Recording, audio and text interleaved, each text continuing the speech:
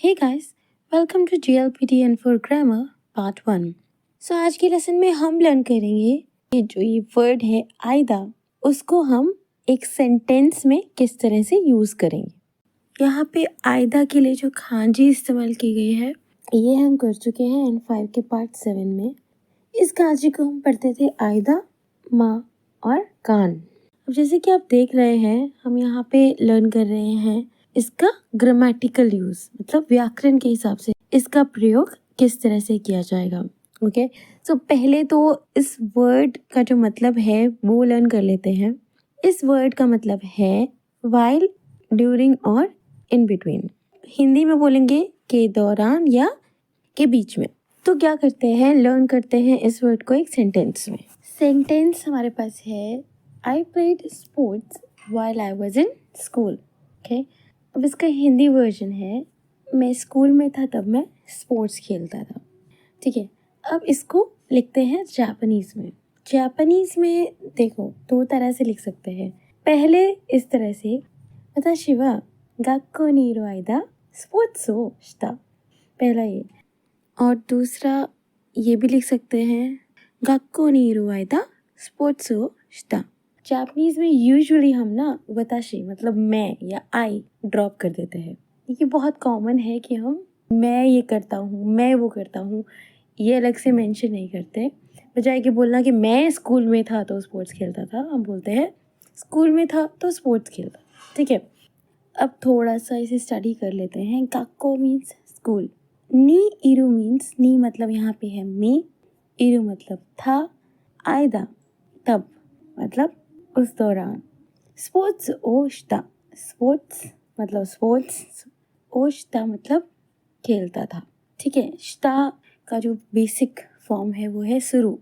शुरू मतलब कुछ करना, तो यहाँ पे स्पोर्ट्स की बात हो रही है। स्पोर्ट्स ओ शुरू मीन्स स्पोर्ट्स करना, है ना, स्पोर्ट्स खेलना, जैसे इंग्लिश में बोलते हैं प्लेइंग स्पोर्ट्स।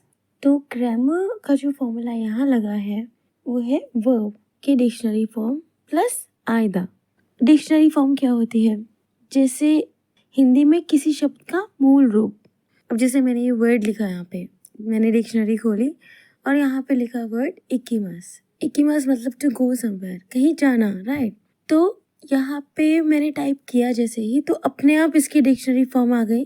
क्या लिखा हुआ है, लिखा है इको। ठीक है, तो इसकी डिक्शनरी फॉर्म हो गई इको। थोड़ा नीचे जाएंगे ना हम, और तो यहाँ पे आप देखेंगे इसकी बाकी फॉर्म्स भी हैं। पास्ट फॉर्म, पोलाइट फॉर्म, जैसे नेगेटिव फॉर्म, पैसिव फॉर्म। जो हमने एग्जाम्पल सेंटेंस किया है उसमें जो फॉर्म हमने यूज़ की है वर्ब की वो है इरु। धीरे धीरे जैसे जैसे आप आगे पढ़ेंगे ना तो आपको ये सारी फॉर्म्स अपने आप लर्न हो जाएंगी। तो now let's get back to a lesson. तो यहाँ पे जो ग्रामेटिकल फॉर्मूला या जो ग्रामर का पैटर्न यूज़ किया है वो है वर्ब डिक्शनरी फॉर्म प्लस आयदा। वर्ब क्या होता है, वर्ब या क्रिया वो शब्द है जो कोई भी एक्शन हो रहा है, कुछ भी काम जो हो रहा है उसके लिए जो शब्द इस्तेमाल किया हुआ है वो है वर्ब या क्रिया। इंग्लिश ग्रामर में वर्ब बोलते हैं, हिंदी व्याकरण में क्रिया बोलते हैं। जैसे चलना या फिर बैठना, पढ़ना, ड्राइव करना, सोचना या फिर किसी चीज़ का होना। किसी चीज़ का होना मतलब किसी चीज़ की स्थिति के बारे में जो शब्द बता रहे हैं तो वो भी वर्ब या क्रिया ही कहलाएगा। ओके, तो यहाँ पे जो वर्ब है वो सिचुएशन बता रहा है। तो यहाँ पे सिचुएशन क्या है, यहाँ पे स्कूल में होने की बात हो रही है। गक्को नि इरु, यहाँ पे इरु का मतलब क्या है, इरु का मतलब है कहीं पे होना। सो इरु हो गया वर्ब और उस वर्ब के साथ हमने लगाया है आयदा। उसके बाद है बाकी का सेंटेंस।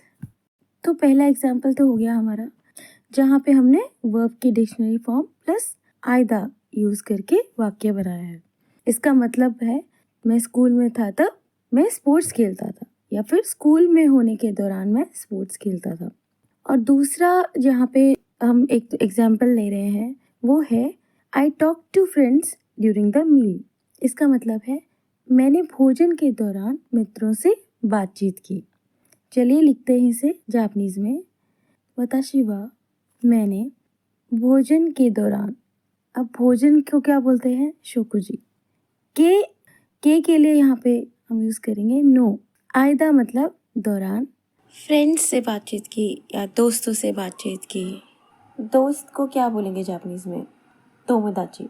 से को जापानीज में लिखेंगे तो, बातचीत की को हम लिखते हैं हनाशी माशिता या हनाशिता।